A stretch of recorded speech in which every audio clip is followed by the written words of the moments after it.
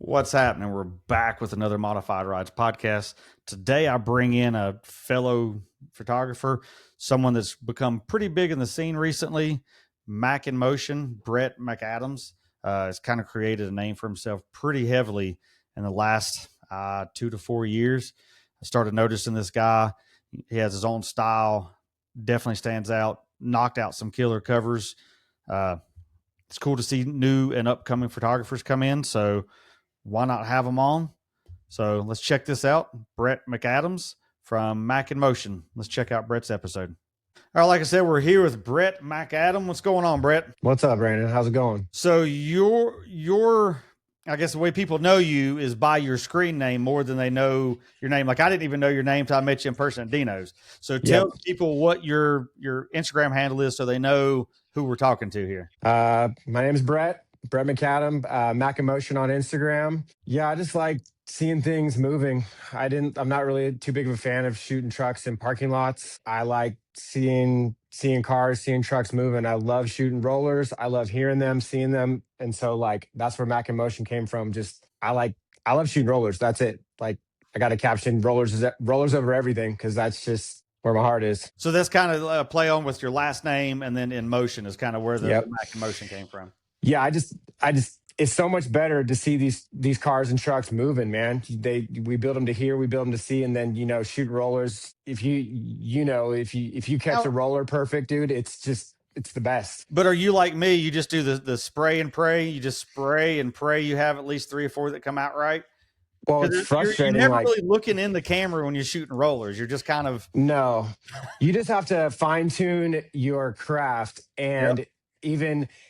Instagram is only going to see the best photo that I took, but they do not see the 99 out of the 100 that I completely missed that were absolutely useless. Dude, rollers is not easy, man. And anybody's like, hey, man, can you teach me how to do rollers? I was like, I cannot. You have to go hang out of a car and go as fast as you want and find the best background, and good luck. Some people nail it. Use a camera strap when you're shooting? Yeah, I got a little wrist strap, and that's it. I used to like wrap the whole strap around my arm, and then I got tired of carrying the strap. So I don't even have a strap on none of my cameras. And I'm like, well, it's insured if I drop it. My insurance guy, I'm friends with him, and he's always like, man, I saw that roller shot. One thing I thought of is like, well, I didn't get a call saying you needed camera replacement, so I guess it went well. No, like I got to have that on. Like I'm always hiking, biking. I put myself in real hairy situations. So the wrist guard, even when I was walking around Dino's, man, the wrist guard's on me just in case I trip and throw that camera or something. Like I know it's insured, but I don't want to go through the hassle. I want it just locked in the wrist, man. Be safe. Safety first. When did you get into doing photography? Because I guess it's going to lead into, most of the conversation on how you've become who you've become. Anybody that's listening to this has probably seen the Mac in Motion online. You've seen it pop up we're all in the truck world. If you're listening to this, you're somewhat in the truck world and you've seen him pop up, and you've pretty much blown up in the last, I want to say year or two that you've really started to create a buzz about yourself. It took a while. It just took, like, I would say, I think it was 2019.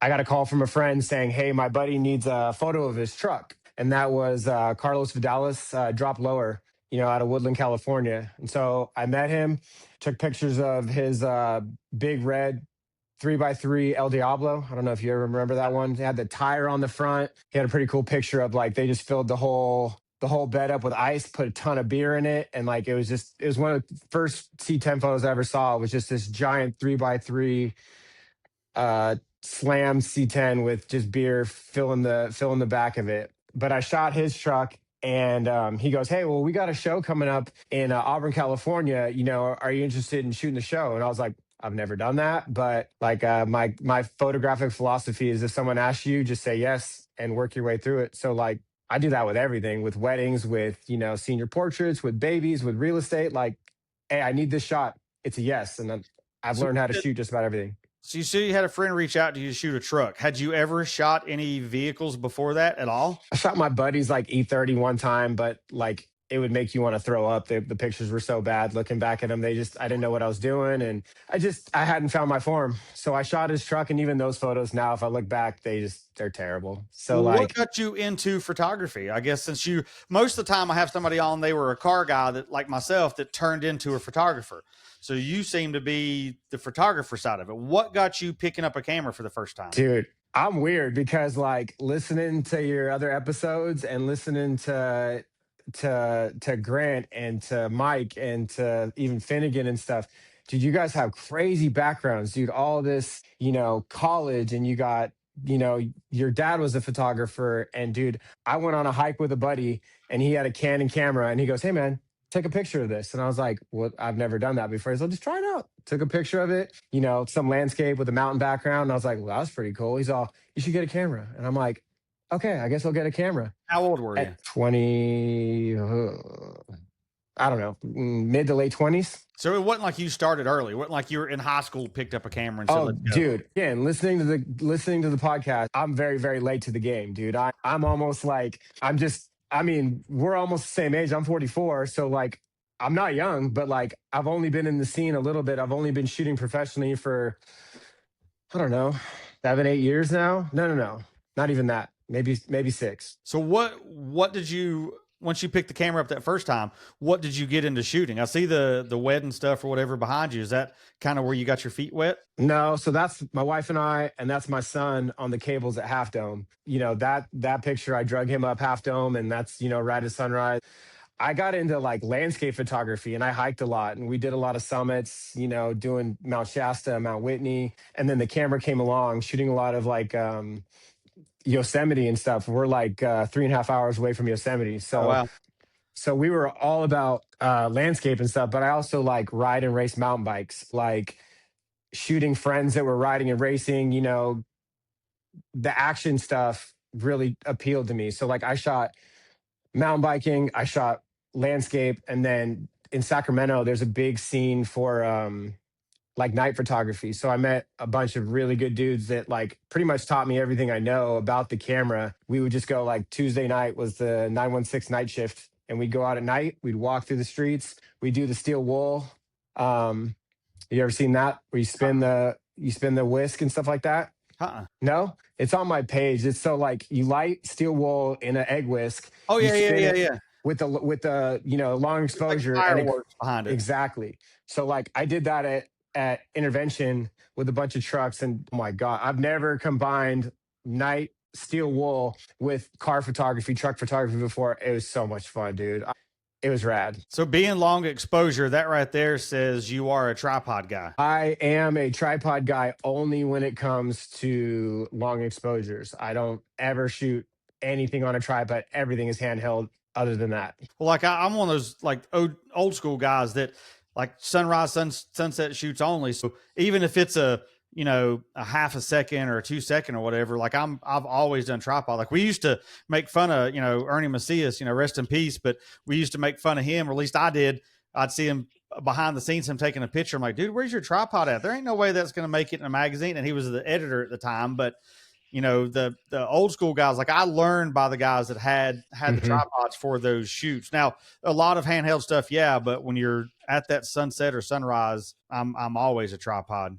I found my style where I like shooting. I like shooting low. What I did was like a lot of my stuff is literally resting on the ground. I got my tripod bolt that's on the bottom of my thing, and that's Yeah. pretty much set on the ground. So I love using the ground as the foreground. That adds depth to the photo, and that to me that makes a photo better. Like I honestly don't like shooting from the chest. I don't like shooting from a tripod at chest level. It's just a different photo. So like most of my stuff is just super low, and it helps me to not need that tripod at all. And that style, that look is something that sets your photos apart. I've said on multiple podcasts, and I've said my whole career doing this.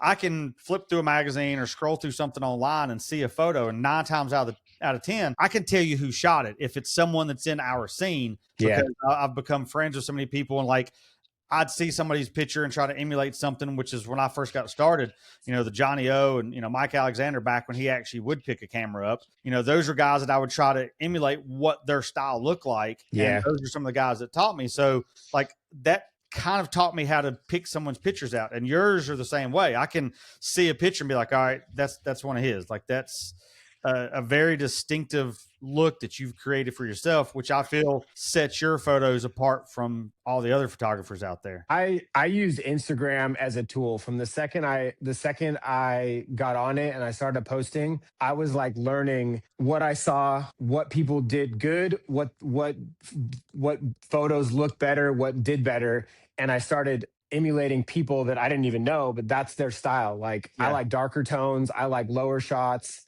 I like just my style, and I've critiqued that into how I shoot every day now. Well, it's like I've always said, where I've had other photographers shoot stuff of mine. They're like, well, you're a photographer. Why you have somebody else shoot it? I'm like, well, for one, if I shoot my vehicle at home or I shoot it at SEMA or I shoot it in Texas or whatever, people like you, other photographers are going to look at that and go, okay, that's one of Brandon's shots. Yeah. It's still going to have that vehicle look the same regardless of where I shoot it because it's my style. But if I let somebody else shoot it that has a different style, that gives that vehicle a different life that I could never give to it. True.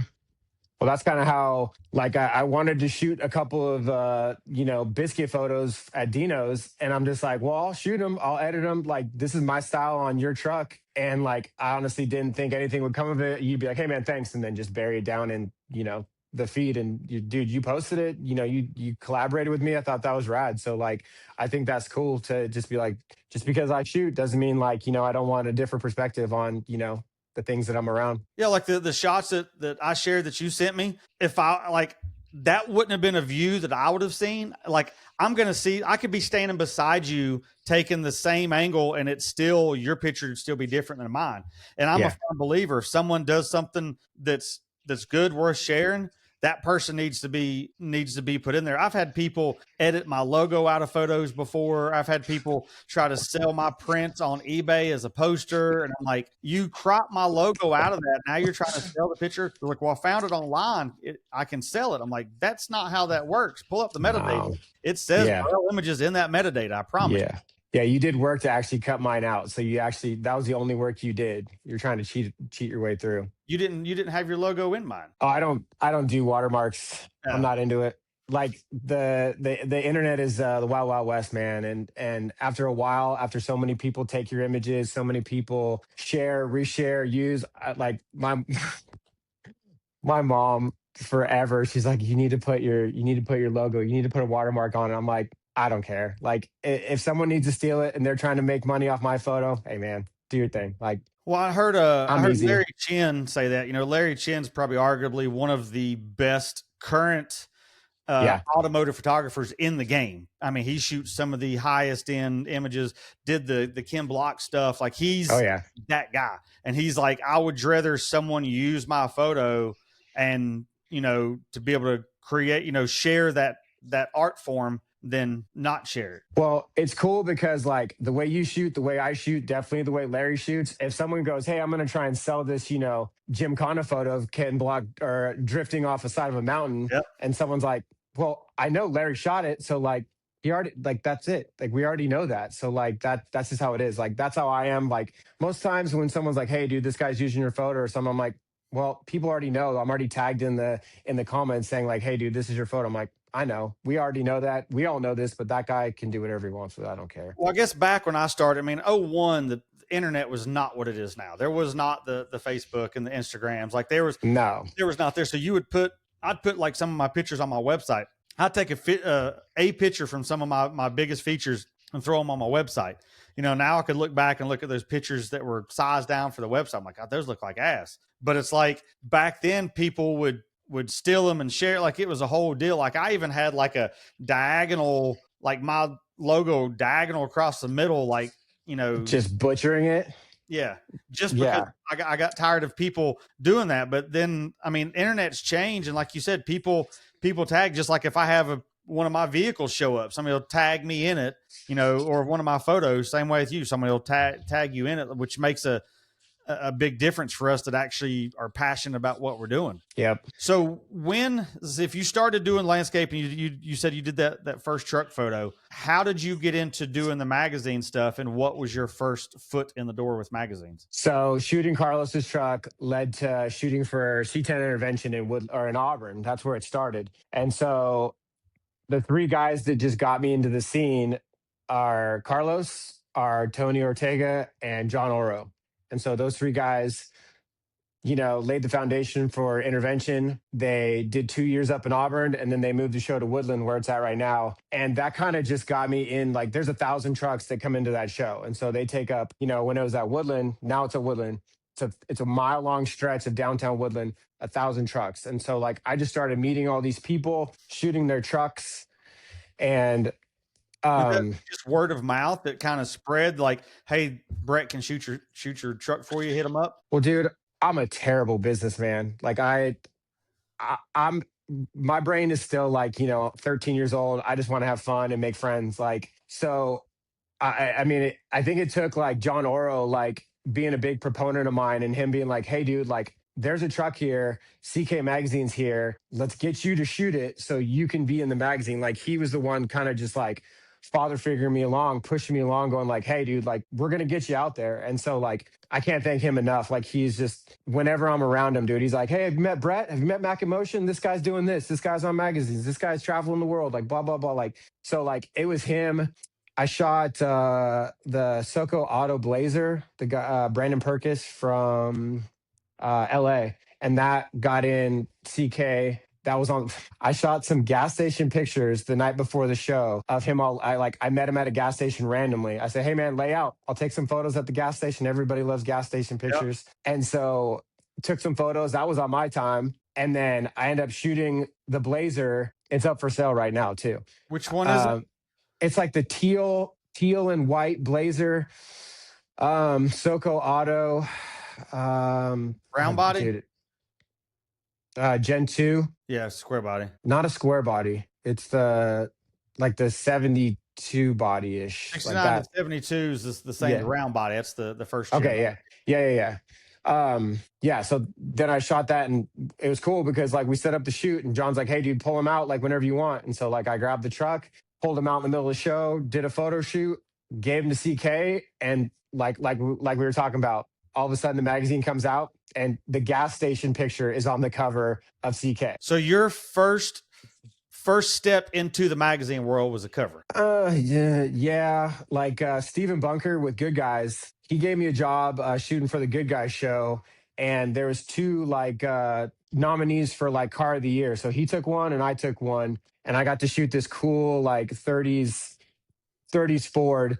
And that was probably my first magazine. It wasn't a cover or anything, but it was just a feature in the magazine of my shots with my name. And it was awesome. Like it was a perfect experience. And then I would say that next time with CK on the cover was next. So how did you get hooked up with CK? Well, who introduced you to Scott? I guess I should say. I think I met Scott at Slowdown in Avila, and Scott's like, "Hey, like I see what you're doing. I think we need to work more together. Like, we'll keep in touch." And this was, I don't know, 2, 3, 4, 3 years ago, maybe. So like I've been shooting for 2 or 3 recent. Very recent, dude. Like I just now realized that like not only am I like shooting these shows, like, that's one of the reasons I want to come out here is to give you some like, West Coast love on the CK shows that we got going on, or the C10 shows we got out here. But just to talk about like, I don't know what we got going on. So yeah, I met Scott out at C10 Slowdown, and it kind of just went from there. And just like with you, now they trust my work. So like I go, "Hey man, I just took these Blazer photos. You want this?" They're like, "Yep, send them over." "You want this, square body?" "Yep, send them over." So you've seen the recent news with CK, didn't you? Yeah. Scott bought Chris out, and I said like he's running it now. Yeah, I was listening to your episode with Chris, and I was not a peep. So did he know during that episode? I don't know. I mean, supposedly Scott said he knew for a while. Like I talked to Scott a week or two ago. He's like, "Man, this is coming out. Don't say nothing until it comes out." So now it's out, so we can talk about it. But yeah, like I've got a couple things that I'm doing with Scott, like the Blazer. My Blazer's going in there. Like when I shot it, he's like, man, he's like, I want it for cover. He's like, I was like, because I first reached out and said, hey, do you want to do some tech articles? I was like, I was supposed to do for some other magazines. There was some conflict with some advertisers. Like it was just a bunch of BS drama kind of stuff. And he's Yeah. like, oh yeah, man, I'll jump on it. So I immediately said, all right, you'll have it all. And he's like, cool, I'll run it cover too. And I'm like, so I sent him the pictures once it was done. I was like, all right, is this still cover worthy? And he was like, duh. Hell So yeah, it is. so that Hell yeah, it is. kind of worked with that. And I shot some stuff. Like I think I reached out to him after I left Street Trucks and was just like, hey, I was like, I don't know if you know who I am or whatever. And he's like, well, give me a call. And I'm like, all right, this could be good or bad. I called him. He goes, yes. And I picked up last couple of issues of Street Trucks and realized that something was different, that it actually looked better than it had in a while. He's like, so then I had to do research and figured out why it looked better. He's like, then I figured out you were the one doing it. He goes, absolutely. I'd love to have you shoot for us. So That's amazing. You didn't work for Street Trucks for very long, did you? well, I've freelanced for them since '01. Like that was the first magazine I ever shot for was Street Trucks. So I've multiple covers, shows, tech. Like I've shot for literally every editor that's been there since day one. Because Steve, Brian, and Courtney started it. Well, I started with Brian. I think Courtney had already left at the time. But I started shooting for Brian when he was there, and I've been through, Travis and Jason Mulligan and Kevin Aguilar. Like I'd been through everybody there. I'd get a, message, hey, the editor's changed. I'm like, shit, now I got to like figure out who it is. Are they still going to use me? And then it's like, then it was somebody I'd already worked with. I'm like, all right, cool. I'm good. But yeah, I was there a year and a half or so. And it was just, I was trying to push the magazine back to what it was when it first started in '01. Like Street Trucks when it come out dominated the truck world. Yeah. Like Steve, Brian, and Courtney, their vision when they launched Street Trucks in September '01 completely changed the magazine world for trucks. And I was trying to take the photography level, the content level, the build quality back to that. And there was just stuff that I guess just didn't work. And yeah. How did you even get proposed? How'd you get proposed to like step into the magazine? Well, it was, I'd been shooting for him and I got a call, said, hey, would you be willing to do this? This is what our offer is. This is what you'd be doing, blah, blah, blah. And there was a lot of stuff that I thought there'd be more, you think the editor's running the social media, the editor's like the face of the book. Well, I had a lot of that yanked out from underneath me. And I'm like, right off the bat, I'm like, yeah, this isn't what, I thought that would be. Because for years, I wanted to be the Mike Alexander, the Johnny O, the Travis Nowak. I wanted to be those guys because I would see those guys at shows, and pre-internet, those guys were larger than life. If you got connected with one of those guys, whether you were a builder or a truck owner or a photographer, like that set your role in the industry. Yep. So, and it's good to see even now where magazines are nowhere near what they once were. No, I'm sure you deal with this all the time though. So you shoot someone and like, you just have a buddy, you find a truck and you take pictures of their truck. Dude, the level of appreciation and happiness for people that get their truck in a magazine still to this day, 2025, when magazines it's rough competing with, digital and the internet and stuff like that. It is still the holy grail when you see it in print. There's nothing like it, dude. Like it shows your hard work. It shows your commitment. It shows all that dedication that you put into that truck for the builders, for the owners, for every single part in there, dude. A magazine in your hand is just a lot of the kids, I say kids, but they're half my age.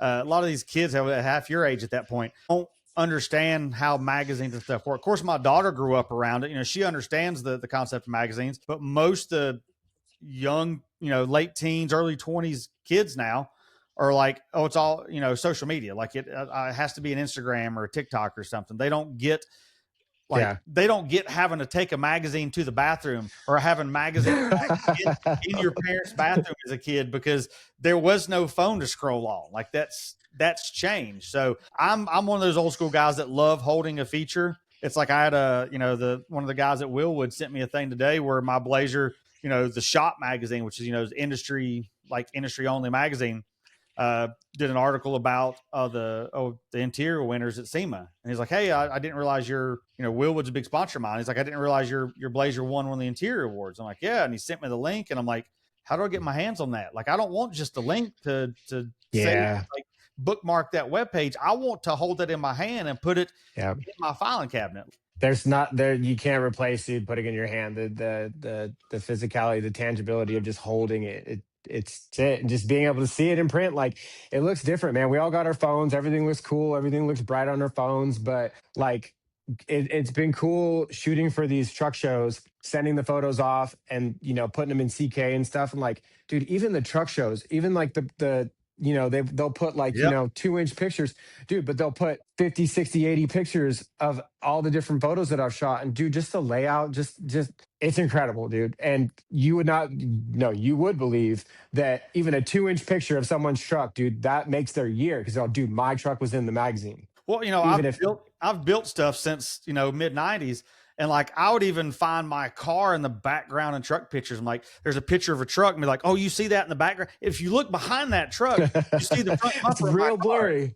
So I'd go buy the magazine because the front bumper of my car was behind somebody's truck in a show coverage. Like that was huge. Like, I spent more time going to the magazine aisle at a grocery store than I did actually buying groceries. Now that like I've been working with most of the magazines now, dude, going to a Barnes and Noble. Like I work at Safeway. I've put in 25 years at Safeway, and even my magazine now, it's real small. But I'm just like, it would be so amazing. We don't carry any of the magazines that I shoot for, but it would be so amazing just walk down the aisle and be like, dude, I'm in that magazine at my work right now. But going to Barnes and Noble and seeing the magazines, opening them up, that's it, dude. That's So I worked for Pepsi for 22 years. I was at Miller Beer before that. So I was in stores most of my life, like for like 25 years. So for me to walk through a grocery store and there's a cover I shot sitting on the newsstand blows my mind. Well, then there was times I would walk through and there'd be a cover I shot of my vehicle. Dude, I just want to, like, that almost brings you to tears. You're like, how is that where you're watching walk by? They don't notice that.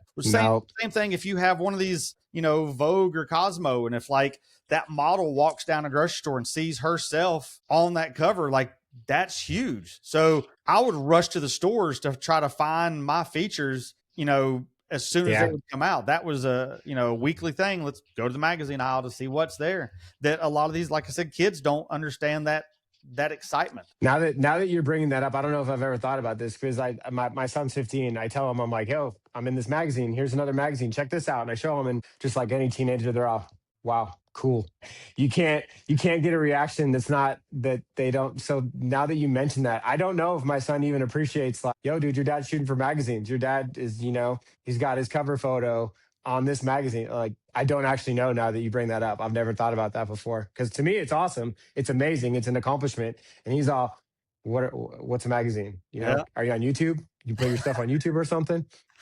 TikTok? Well, my daughter was like a year old when I started, probably not even a year old when I started doing this professionally. So she grew up around, like, she would go to shows with me, but like there's one time I had to cover actually that one right there behind me. I remember I laid it out in the store, like spread all the issues out where it's my cover across. And I've got a picture of her like thumbs up in front of me or in front of it. And Mini Trucking ran it. They used to have what they called the graffiti page. Like in the back of the magazine had a bunch of like just random photos. And there's a picture of her doing the thumbs up with that cover of Mini Truck. Hell yeah. And then there was I had one of my trucks come out on the cover, and she saw it in a grocery store, and she walked up, spread it all out. She goes, that was so embarrassing. She goes, I had to go by and ask somebody in their shop, and hey, can you take a picture of me?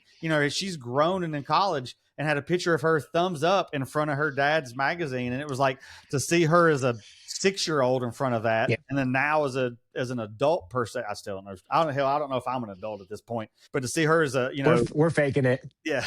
To see that, like she gets it. Like she grew up around it though. But I used to give her, like, I'd always carry a backup body when my case always had a backup body just in case something happened. So I'd give her a backup body, one of my old lenses or something, and she'd go around taking whatever random pictures she wanted it to show. She would actually use it. She would actually want to take photos. Yeah, she would, like, if me and her went to a show, she knew dad was there. Or if I was doing a photo shoot, I've got many of photos of her, like behind the scenes of a photo shoot, her taking pictures of me. And I would like see her doing something. I turn around and snap a picture. And if I posted it now, she'd be like, Dad, stop. That's embarrassing. Yeah. How ugly my hair looked. I'm like, you were 10. Yeah. Like it's fine. You look cute no matter what. So So she yeah, grew up around that. So she understood how that worked. And what's funny is I bought one of the little point and shoot cannons, the little like when I first got into doing video, I'm like, all right, it's like a little vlog camera. I used it like once or twice. I'm like, my phone does the same thing. I don't need it. She's like, Dad, yeah. don't you have a little camera I can take? God, that's been 10, I don't know, maybe 10, 12, 14 years ago that I've had that camera. Well, I gave it to her and she carries that camera to the club with her now. Like, that's the thing now. Like, they want to have that point and shoot with the flash. She's like, it's so much better than my phone. And I'm like, you're carrying a $1,500 iPhone with you. She's like, the pictures are so much better. Now, there was one time she went somewhere and found online one of the disposable cameras to take. And I'm like, you bought what to take with you? That drives me insane because you're well aware of how much money we spend on this camera gear, and we pay top dollar for the most precise, sharp quality images. And now, every 20-year-old kid's like, I want vintage, I want grain, I want, Yep. disposable. And you're all, dude, get out of my face. We're not having this discussion right now. She's like, but that disposable camera is so vintage. I'm like, Get out of here. are you saying I'm vintage? Like, what the hell are we doing here? Yes, we are vintage. Sorry, man. She's right. But there was times like she grew up, she was cheering youth league, middle school, high school, college, and all that, and I'd be on the side of the football field a lot of the time doing pictures. Like so she grew up around cameras and saw me doing this. So I think she gets it. But even like my neighbors' kids that are, grown, 17, 18, whatever, that are into vehicles, like you show them a magazine and they're just like, they'll grab it and they'll go, okay, like Yeah. flip through it. Look at it, read it. Like Yeah. there's important things inside that people worked really, really hard to get into there. Like their life's quest is to get into those things. So So show what some appreciation. after you started shooting for CK, when did that expand to other outlets, and how did that expand for you? Um, I just kind of started meeting. That's a great question. I just started meeting like Rob at Classic Truck Performance. I met Chris, Street Trucks, the Builder's Guide, and I kind of I don't even know, man. I don't even know how I met it. Like I met Rob and Scott, I think, at the same show at C10 Slowdown, and they're both just like, we got a mag. We always need content. We know you bring quality, so like, let's stay in touch. And it Well, was like a real. I used to shoot What's for that? Rob back at, I want to say, Classic Truck or Custom Classic Truck. So I'd shot for Rob for that, and I think Hot Bike some too, because he was at Source Interlink or Prime Media. Like that company changed names every 2 years, I think. But so I Yep. shot for him back then, and then when I left Street Trucks, I hit him up and said, "Hey, I don't know if you remember me." He's like, "Oh yeah." I was like, "Oh, I'd love to shoot some stuff for you." So like he's sending me stuff, here or there. Or I'll just shoot him a message and go, "Hey, I've come across this. Can I shoot it for you?" I mean, it's just a relationship that we have. They know and trust you. You've been in the game forever, so like you should just be like, I will allow you to take these photos. I have to hustle and be like, hey man, I'm new kid on the block. These are what I bring to the table, and now like I come with some kind of a reputation where they trust what I do, and like I don't know, dude. I work really hard at like I pride myself on, like I said earlier, I don't want to shoot cars in parking lots. As I'm sure you do, everywhere you drive, I'm looking for new comps. I'm looking for cool walls. I'm looking for graffiti. I'm looking for that Yeah. landscape, that vista. So like I try really hard, even if I'm doing like a private client that, pays me $100 because that's just what they got. Like, I'm just like, I'm going to give you the best photo I can. That's what I'm all about. Just making the best photo. So now you pretty much shoot for all the truck magazines per se. So Yep. as a current freelancer, how do you determine who gets what? Does like the editors say I want this before you shoot it, or do you give the vehicle owner choice? I both. A lot of times I'll ask the vehicle owner, I'm just like, you can take your pick. Which one do you hold? Which one do you want? There's magazines that, print differently. There's different, different feels, different Yeah. editors. People have good and bad experiences with these people in whatever capacity. So that I let them do that. And then also there's just trucks that like have different vibes that Yeah. go with each magazine a little bit more. So it's just, I don't know, it's case by case basis, I guess. Well, I know back in the day, I'd go to a show, and I mean, gosh, there's a time I'd say 04 to probably 2010. Like there was trucking, street truck, sport truck, mini trucking, trucks, all the car magazines. Like I'd go to a show, I'd do show coverage for 3 different truck magazines. They would all get different photos, they would all get different articles, and I would shoot everything that I knew would run, because if one magazine didn't run it, the next one would, and if they wouldn't, the next one would. Like I learned everybody's vibe on what would do Oh what. yeah. Now Yep. I won't shoot something unless I have an editor tell me I will run it. I'm not wasting my time. I'm not wasting the vehicle owner's time for an editor to go, nah, that don't fit what we want, or oh, so and so's ran it, I don't want to touch it now. Like there's my time is money at that point. I'm not going to spend 2 hours shooting something, a couple hours editing something, and then no one want to run it. I'm not, I don't have that many years under me where I don't want to do that anymore. I still appreciate just being like, hey man, like, you want to park your truck over there under that tree real quick? I got some good light. Like, I still love the art, dude. Like, I still just want to, and I mean, even if it doesn't go to the magazine, like, as you're aware, sometimes dealing with magazines can be super annoying. Like it's a long game. It is a long, long game. You're like, hey man, I gave you those photos a year ago. What are we doing with those? No, I A don't. year? That's all you waited? Yeah, it is a long game, and even like the owners are all, "Hey, man, can I do something with those pictures?" You're all, "No, you can't. I You had got to." one that took right over 4 years to run, had changed hands 3 times by the time it come out. So it's been edited, written, and done. And I forgot about it. Literally, I was flipping through a magazine and I flipped right by it and was like, the hell? And I flipped back. I'm like, those are my photos. I remember shooting that, but God, that's been forever ago. But that's another reason. Like I used to have so many on file. I know when mini trucking closed down, I think I had 16 trucks on file that just disappeared at that point. That was Oh, that had already been done. already been shot, ready to go in the can. I mean, because I remember a mini truck, I remember when mini trucking shut down, like my phone went crazy for like a week. They were like, oh my God, you shoot. At that point, I'd had more mini trucking covers than I'd had for anything. And I was just like baffled. Well, then I remember like it was yesterday getting the phone call. No, I'd seen it on Facebook. Hey, did you see that Source Interlink or Prime Media? I think it was Source Interlink at the time had shut down these 14 magazines. And I'm like, Oh my 14 magazines. I looked gosh. through and it was trucking, it was lowrider, it was like muscle Mustang, it was GM high tech performance. And it was like all these magazines. And out of those 14, I think I had shot for like 11 of them. And I'm like, I literally put my camera down for at least a year. I'm like, what's the point of going Oh to a show when there's one magazine to shoot for? Like it ain't worth my time. Cause I used to make yeah, a ton of money on weekends. If I shot 10 features,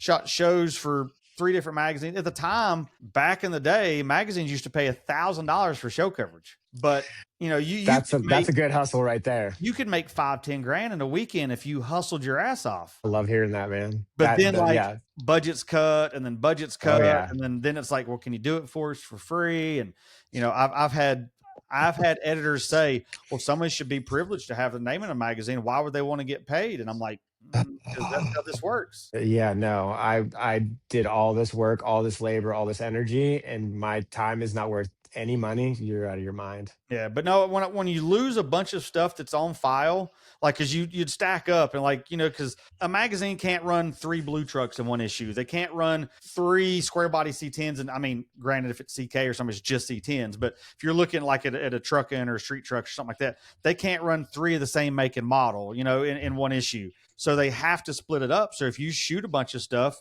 that gives them ability to go through. Like when I was editor of street trucks, I had a folder like this was classic trucks, this was mini trucks, this was modern trucks, this is lift. Like I had folders broke down in the Google Drive. So I'd be like, all right, well, this issue I need one lifted, I need one mini truck, I need this and that. That gave me enough to pick through. But You probably had enough in the set too, where you could just be like, I'm giving you enough work where I should never not be in a magazine monthly. Like you were yeah. probably just like every single month was locked in. Well, there was a lot, but then there was some people that would send stuff, and I'd like look through the pictures and be like, "All right, you sent me 35 photos, and 3 of them's usable. Like, there's no interior, there's no engine. Like, what am I supposed to do with that?" And I've literally had freelancers be like, "Well, I took the time to shoot it. Why won't you run it?" I'm like, Because it's fucking hot garbage. Like I can't run it. I mean, granted, it hurts And people's this was a feelings. scheduled shoot. This was a, hey, you're shooting this for me and it's coming to me, right? It was It was I shot scheduled. it at a show. Like somebody's like, "Oh well, Oh, why just do you pitching it shoot to in you. here?" And they're like, "Well, they were leaving a show and all their luggage and stuff was in the truck." Well, take it out. Like, well, why didn't you shoot under the hood? Well, they drive it and it was dirty. I'm sorry. That's when I was at Street Trucks, I made it a point. It had to be a full package. It had to have Oh it. yeah. It had to have engine. It had to be clean. If I open somebody's hood and they're like, "Well, it's dirty," I'm like, I don't even want to shoot it now. Like, what's the point? But that was just my OCD trying to put together a better package. But no, like I said, back to the whole point where when all these magazines shut down and you have all these features that I think of the hours that I had just shooting those 16 features that were on file at Mini Trucking. So are they gone, or did you get them back and be like, all right, I'm going to do something? I mean, at the time, there was no Google Drive, there was no WeTransfer. It was just you'd mail them a CD. So I would burn a CD or DVD towards the later, when it was that time. No, we talked about that at Dino's. Like used to be burning on CD, then it's like then it'd be 2 CDs, and DVDs come out and you could burn a DVD and then you'd mail it to them. Well, then I'd burn another copy. I've got stacks in those tubes of CDs or DVDs. I've got stacks of them in my closet of every feature I've ever shot. I don't even have a disc reader on my MacBook. No. But those are just memories now, just a stack of memories. Yeah, so I would burn a copy for the magazine and burn a copy for me. I'd mail that off, so then they would put it in their file. So literally those features, like I still had them. So there was a couple that I was able to shop to another magazine. But you figure if it's just say 10 features and you're 2 hours in it, that's 20 hours of your life that you're never getting paid for. I don't know anybody's going to work for 20 hours for free. No. Then you've got the disappointed truck owners. They're like, well, where's my feature at? I'm like, well, the magazine's shut down. What am I supposed to do? Yeah. Well, they give them their photos and be like, hey man, put these out into the world. I guess they're free to the interwebs now. I mean, that's kind of what happened to a lot of it. But that's why now I'm picky on what I shoot and what I don't. But I love seeing people like you that's new to this game per se. I mean, say new, but you're still, a few years in it. But yeah, like you came in late and not really late, but in I know what you're saying. Done it for 20 something years, but you came into it's like, cool, let's upload this to, Google Photos or Google Drive or WeTransfer or whatever, where things were different. Like I had to shoot, like I said, at Dino's, I had to shoot slide film for Street Trucks for Leeds. Brian McCormick, they used to call him the digital Nazi because he's like, I don't care. You can't get digital come out as good as slide film. And then finally cameras got, and if you go back and listen to his podcast, he'll even say cameras finally got to where he felt the images were good enough to do a 2-page spread. Or what year was that? You remember? I don't know, maybe 405, something like that. And back then that was my first camera was a 8 megapixel. I'd say my first probably 15 covers were shot with an 8 megapixel camera. And my iPhone is like a 48 megapixel now. It's wild. It's wild. Baffling. I mean, like we talked about, I'm very envious of all you guys and your credentials and your background and your schooling and your I editors. never went to school. I just taught myself and had people like Johnny O and Mike Alexander teach me. I mean, the other guys though, I was just impressed at all the people's backgrounds, and so like I just slide in, literally off a mountain, going like, well, I want to shoot trucks too, so let me just do the. But I'm old enough to be old school, but I'm also young enough to know that like I appreciate everything digital. I appreciate my WeTransfers. I appreciate my Sony camera doing the heavy lifting for me now, and I'm super happy to be in this industry. Now, you've never built anything of your own though. You've just been a photographer throughout this. I had my first car was a 77 Camaro. My high school buddies helped me work on it. Then I had a static Sonoma. So you were a mini trucker for a minute. Well, around the time, probably around 2004, 5, whatever it was, I was obsessed with mini trucks. I had my Sonoma, and that was the time when I used to, take out the centerfolds and staple them to my wall. Like when airbags first became a thing, I think I told you this, I thought it was so incredible that they made the bubbles in the hoods to hide the airbags, because that's just how you did it when they first came out. And I thought that was the coolest thing I'd ever seen.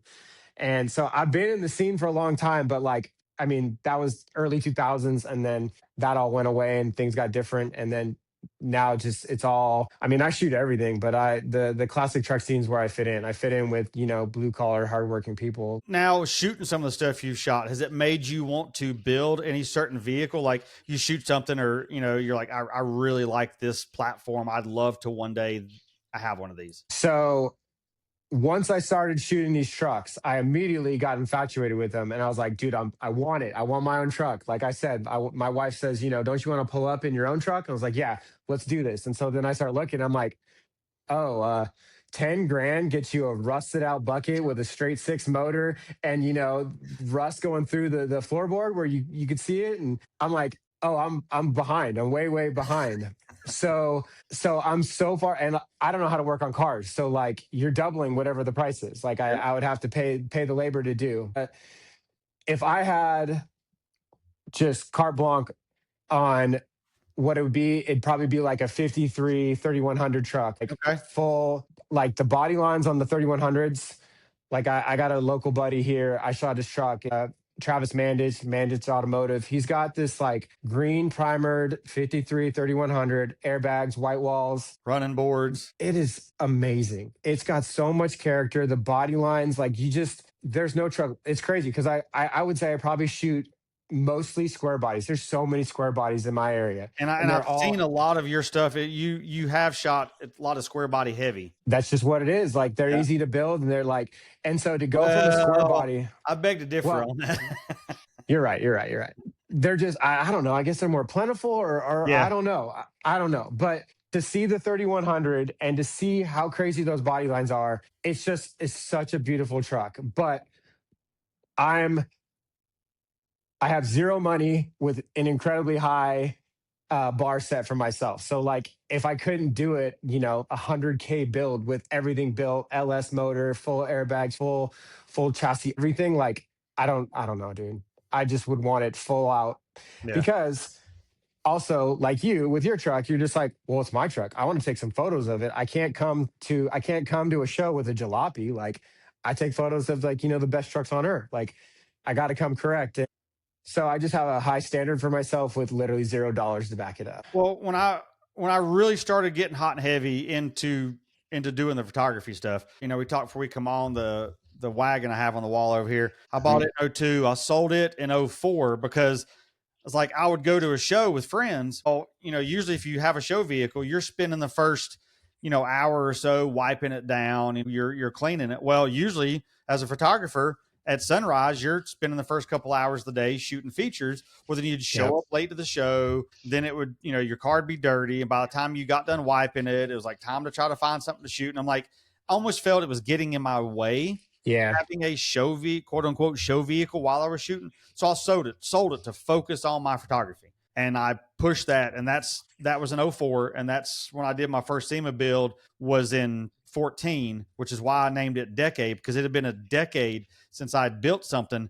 But I felt that decade of me focusing on my photography as a side job because I was working 50, 60, 70 hours a week at Pepsi and then gone 2 or 3 weekends, sometimes 4 weekends a month to shows. So it's like after that 10 years of not having something, I was like, I want to do something. So it makes it hard to have something and to shoot.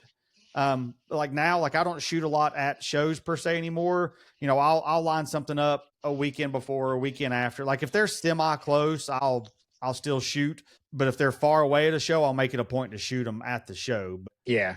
Well, it took me a long time to realize, like I said, dude, like I hustle, but I don't hustle for myself. So it took me years to figure out that while I'm doing these shows, I could also be shooting private clients. I could also be shooting for magazines.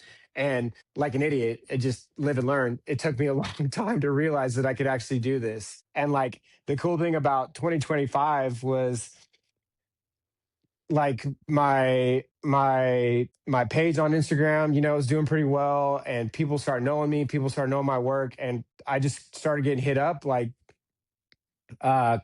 people in different states are all, hey, like I want to hire you, come to New York. I want you to come to Yeah. Vegas, come to Washington.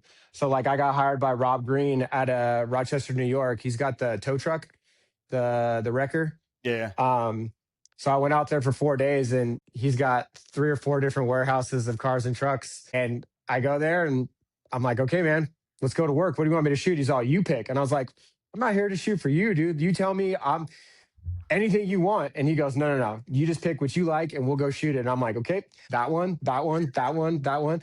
And it was like a kid in a candy store. But also what I did was like everything that I shot went to a magazine. So I feel kind of bad. It's a catch 22. All I shot eight different trucks of Rob's, and they all went to different magazines, OBS, CK, um, street trucks. And so every photo I gave him, we haven't been able to post anything. So it's been half a year now. You can And he's throw that just, one or two teasers out there, but it's so hard to like scroll through a photo set and you're like, man, I'd love to get this out there, but like I have to wait. It's so hard. well, yeah, and 8 different shoots for one guy. And I'm just like, my phone is like on fire. I'm like, do y'all know what I have here? Like ready to go. Like it's gonna be sick seeing it in print, but like, man, like, and I mean, credit to Rob because he's had some major patience to just sit on it and be like, okay, like if it's going in a magazine, it's going in a magazine. That's the game for him, and he wants that. Like he just got the record on the cover of CK.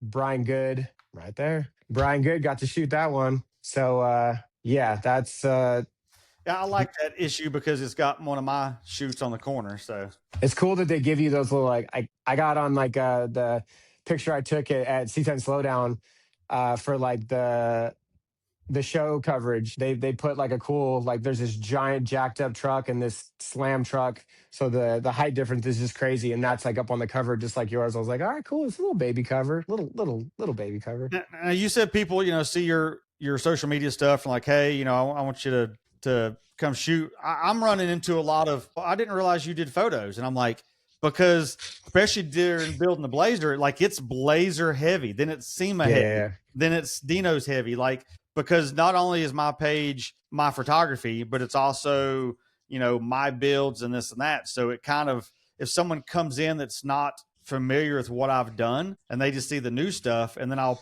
post. It's weird because I'll have like crazy views and the interaction stuff are crazy on like one of my Blazer videos. Well, then I'll post a feature I've shot and it gets like no traction. I'm like, that's what this page was. You can't you just can't predict Instagram. Yeah. You can't predict the views.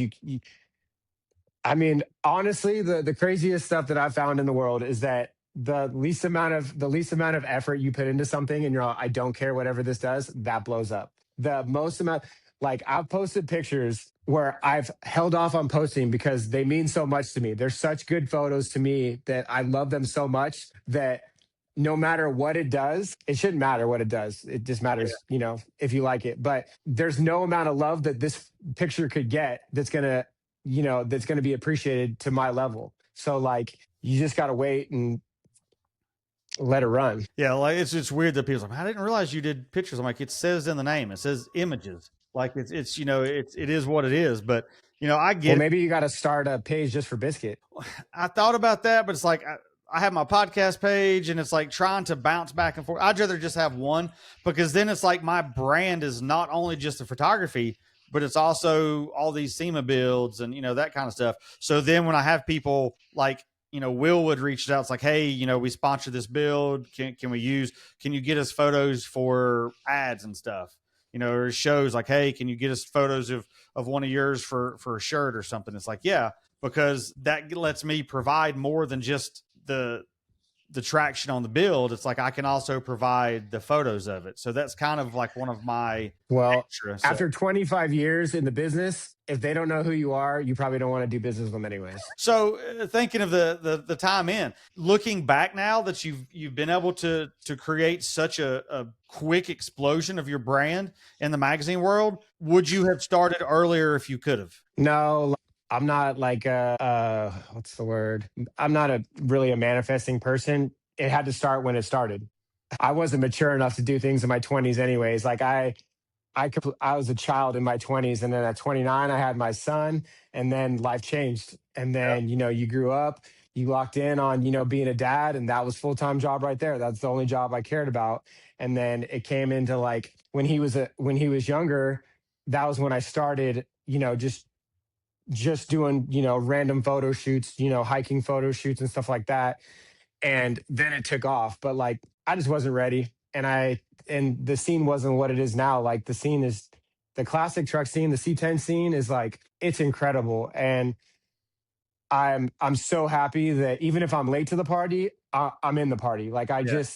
the community is incredible. Like I said, I fit in with these people. Like black, white, green, purple. It doesn't matter, dude. If you go up to a guy with tattoos all over his face, that's not your race, and you be all, dude, that is a beautiful truck. It's an incredible build. I just wanted to shake your hand, dude. You're family. Here's a Yeah. beer. Here's a taco. Here's a burger. Whatever it is, and that's how this whole community is. I have literally not met one person that I dislike in this community because there's just amazing people everywhere. Now, I started in the mini truck world just because, I mean, granted, I didn't have a mini truck. I had a car that was built, Honda that was built like a mini truck, but all my friends had mini trucks back in the mid 90s.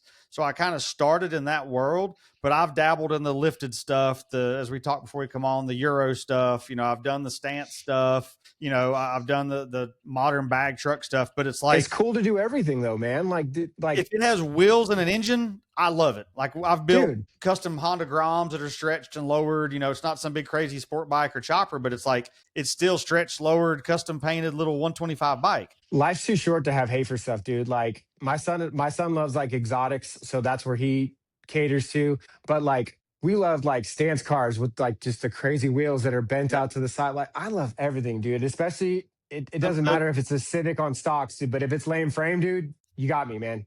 I love it. well, it's like I had the neighborhood I live in. There's not really anybody in this area this car. Like the town I live in is not car heavy at all. Like I could probably tell you everybody in town that has something that's custom. And I was one day in this lowered black vet rolls by, blacked out windows. I'm like, he don't live in the neighborhood. Like 2 days later, I That's saw him go new. by again, and I'm like, maybe he does live, or he's dating somebody in the neighborhood. Like I didn't know.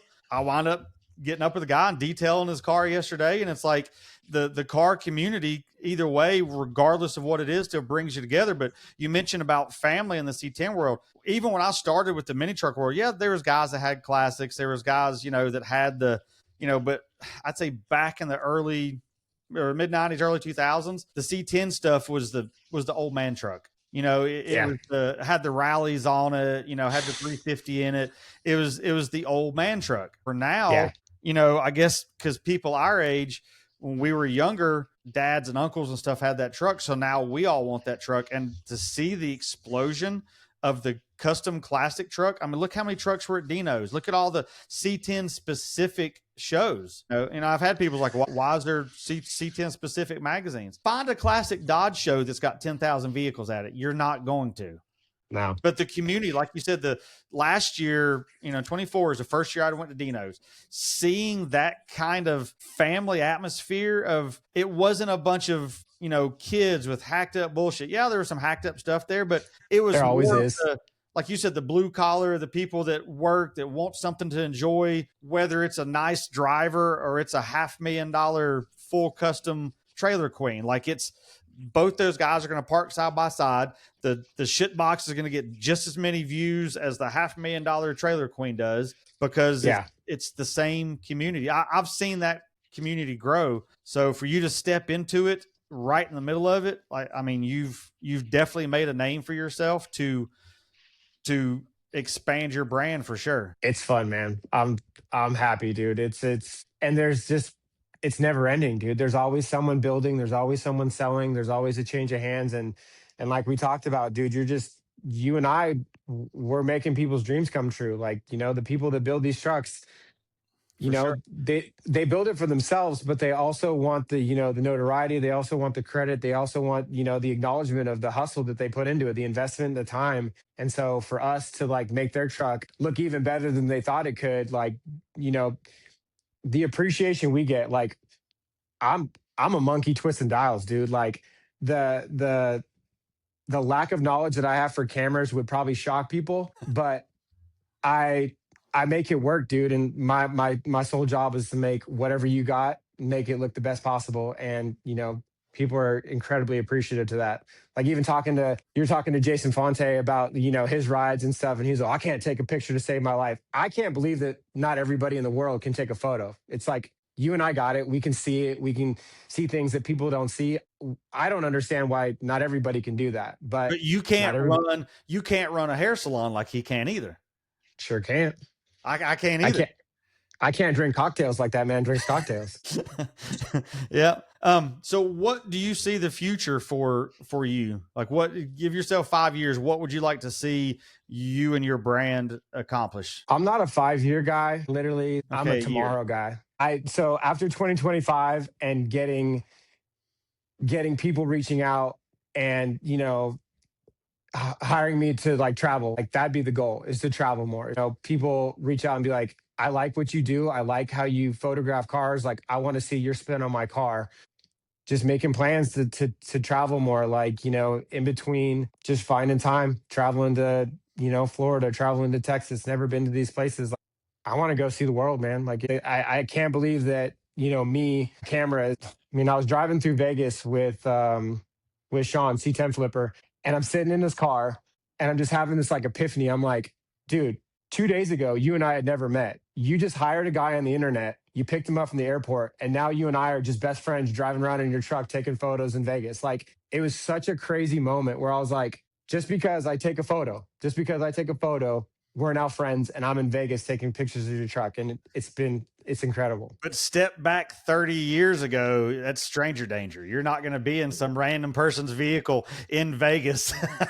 Somebody Well, you even had my never met. yeah, no, for sure. Even my wife now goes like, I'm like, hey, dude, I got a photo shoot. I'm leaving. So where are you going? I was like, oh, got to drive, an hour away. I met this guy and he's got a truck. She's like, you met a guy on the internet and you're going to go meet a guy. And I'm like, yeah, he's a cool dude. Got a beautiful truck. Can't wait to see him. And that's It just how wasn't it on one of is. those websites you met him on, though, was it? No, no, not those ones, man. So, how do people find you when they want to see your work or to hire you? What's the best way for people to see you? So my wife built me a website that I don't use.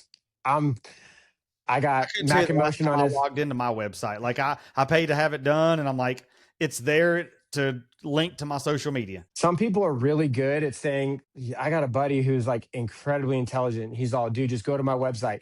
You book, you pay, you post, you everything is on his website. It's streamlined, it's brilliant. Yeah. And then I'm here like clanging rocks together like a caveman, going like, hey man, just call me, text me, DM me. Keep it, dude. I really like simplicity in my life. And the way I have it is fine by me. Just Mac in Motion on Instagram. I have Spell that my out. ION, Okay. Mac in Motion. And then I got my landscape, my sports account, Macadam photography, and then I got my family account, my portrait account. But Yeah. How do those you are all in find the wind. time to work a job and do multiple pages like that? You sacrifice sleep, man. And Yep. it's as you're well aware, like my life in my 40s is ramping up. I'm getting busier and busier. I'm taking more photo jobs. I still work I work at 4 a.m. at Safeway Monday through Friday. So that is a great foundation that, gives my kids and my wife health benefits. That gives me a steady paycheck every week. But then I'm off by 12:30 every day. So like I could book a shoot every day if I wanted to. Now that just means I have to have the energy and the bandwidth to go and work two jobs. And that's what I signed up for. And right now I'm happy with it. It's given me more than I ever thought I could. And it's been nice, dude. So I'll work my butt off all day, every day, as long as it's paying off. I think it's paying off. It's definitely cool to see people basically come out of nowhere and just immediately put a stake in like this is my world. This is where I want to be. Like it was like I'd seen a couple of your things and it's like then I seen you pop up here and you pop up there and I took note of them. Like this dude's literally made a name for himself basically overnight, which is pretty damn cool in today's world of everybody wants to be an influencer. I just want to leave my mark, man. I just want to work. I mean, I like outworking people, man. It came from my sports background. Like, I just like being better than people. I like just when people are like, well, I'm not going to go get up at, 4 a.m. to get that sunrise shot. I'm like, I'll meet you at 4 a.m. I'll get that sunrise shot. I will get the best conditions possible. You just work, man. I got no problem working. So that's where it ends. Now, I drag my wife to some of these shoots at SEMA, and of course, she sleeps all the way to the photo shoot. Then she sleeps pretty much all the way back to the hotel. But you got After to be this there at long, you're sunrise. still dragging her. She's not over it. No, I she can't she imagine. she loves it. Okay. Well, You got to give she was in the her. cars before we met though. Okay. That Yeah. helps. That helps a lot. Her You're, senior project was putting a body kit on her Civic back in '05. And yep. what's funny is she used the people she used to help with that senior project were like my buddies at the time. Oh, wow. Yeah, so yeah, she was into that before me. So, and she's had out of my 10 SEMA placements, 3 of them's been hers. So she gets perks of it a little bit. I mean, granted, I Okay. build it, I have to clean it, I have to make sure it's right, but she can still say that was mine. Yeah, no, that she'll take credit for everything. She'll probably take credit for the photos too. That was my photo. Don't Well, even. she does Brandon didn't take. she does some of my tech article stuff because I can't put on parts and take photos at the same time. So I put her to work doing that, which in turn she gets that published in the byline for the tech articles, which in turn, instead of going to SEMA as media spouse, now she gets to go as media. So I think she's kind of tricked me into that. Hey, she's a clever girl. Okay, you married the right one. You always got to marry a smarter one. Okay, my wife's way smarter than I am. You got to marry up. Yep. Well, man, it was good to get on. I know we've bounced back and forth trying to get on between being sick and the crazy schedules and everybody else's schedules and stuff. It's glad to finally have you on. I'm glad you come up and stopped me at Dino's. It's the fact that you just caught me. I don't know if you just happened to see my shirt or recognize me from social media or something, but Oh, I was hunting you down, dude. I know there are people in the industry that I want to know, and you were one of them, dude. And that's this super is my humble, first, man. dude. This is my first Dino, so I had to make it. I had to make it count. I'm not in North Carolina ever. Like I've been there one time in my life, and it definitely wasn't with the camera. So like if I know No, you're there, like I met Joe from Street Trucks like for the first time ever. Him and I talk all the time. It was good to see him in person. Like you just gotta meet him. So like I was hovering around your truck for quite a while, hoping you'd pop in. So like I'm happy you gave me the time, dude. It's really good to meet you. I appreciate it, man. That's super humbling to know someone that's up and coming in the game has seen, I guess, what I've done over the years like that. That's super humbling. At least I made an impression on somebody. You did, man. No matter what we're doing, there's always someone looking up. And like me starting almost 2 decades after you, man. Like I appreciate what you've paved the way for, and I'm here looking up at you, man. You're one on the top. Well, I appreciate you coming on, man. It was good to kind of catch up and get your story. Hopefully people will see this and then wind up going to your page and book you more than you can handle being booked. Hey, man, I'll take it, man. I don't say no. I appreciate it, man. All right, man. Appreciate you. Thank you.